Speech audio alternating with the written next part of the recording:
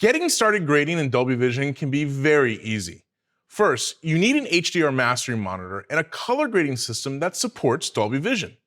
Then you grade your project in HDR first, and once your HDR grade is finished, you use the Dolby Vision tools to analyze all of the graded shots. This generates the metadata required for a Dolby Vision master. And finally, you render out the master.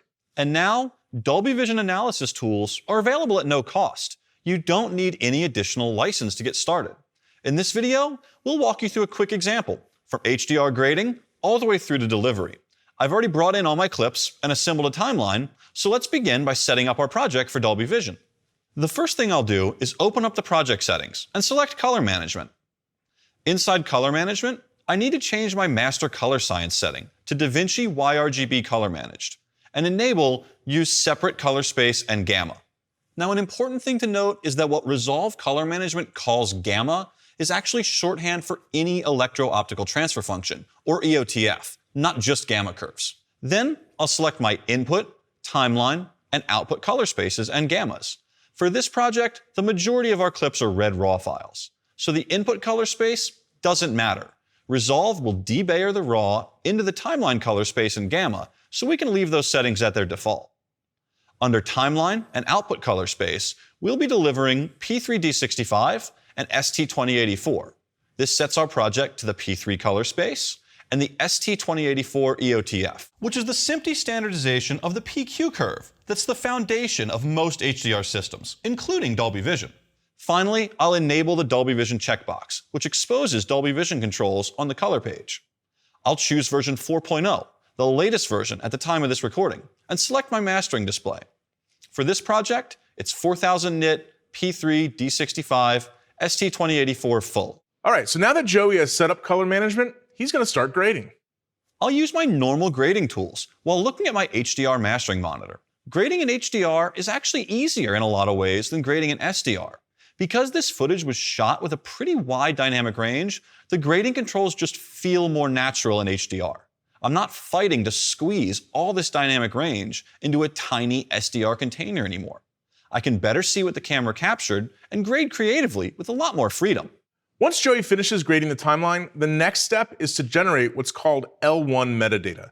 This is the base metadata required to output a Dolby Vision master, and it's created by analyzing all the shots you have in a project. Dolby's algorithm determines the maximum, minimum, and average brightness levels of each shot, and that data is used during playback on consumer devices to determine how the HDR grade is tone mapped to each individual display. And this metadata can also be used to output a tone-mapped lower nit HDR version or an SDR version of the grade. So now that I've finished my HDR grade, I'm going to generate that L1 metadata and preview in Dolby Vision using a Rec. 709 SDR target. I'm going to select the Dolby Vision palette. Under Analyze, I'll click All, and Resolve will go through the entire timeline and analyze every shot. Once the analysis is complete, we can enable Tone Mapping Preview to view a tone-mapped version on an SDR display and right here in the viewer. In a later video, we'll explore simultaneous HDR and SDR monitoring. So now that all of our metadata is generated, we're ready to render out a Dolby Vision master. Switching to the Deliver page, I'll export an IMF package. Resolve features the ability to export a Dolby Vision IMF package, which will contain both the image master and the Dolby Vision metadata. Under Format, I'll choose IMF. Under Codec, I'll select Kakadu JPEG 2000, and under Type, I'll choose a Dolby Vision preset and the corresponding resolution.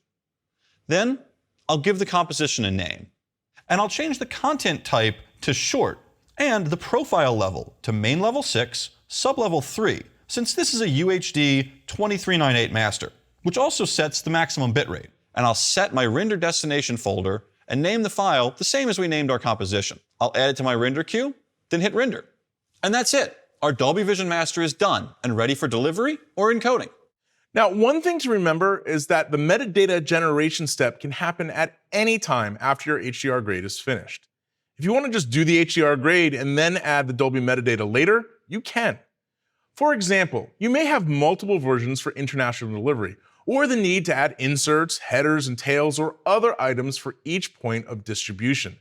This is easy if you render out your PQ master to a file and then add the metadata once your encoding service master version is ready. And many tools provide this solution. So as you can see, delivering a project in Dolby Vision doesn't have to be complicated.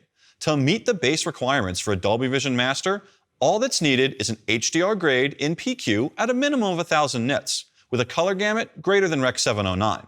Once the grade is done, perform the automatic Dolby Vision analysis to generate L1 metadata, a process that doesn't require any additional hardware or licensing. Now, we've only scratched the surface here, but there are a lot more tools available to creatively control Dolby Vision metadata, and we go over those in detail in later videos.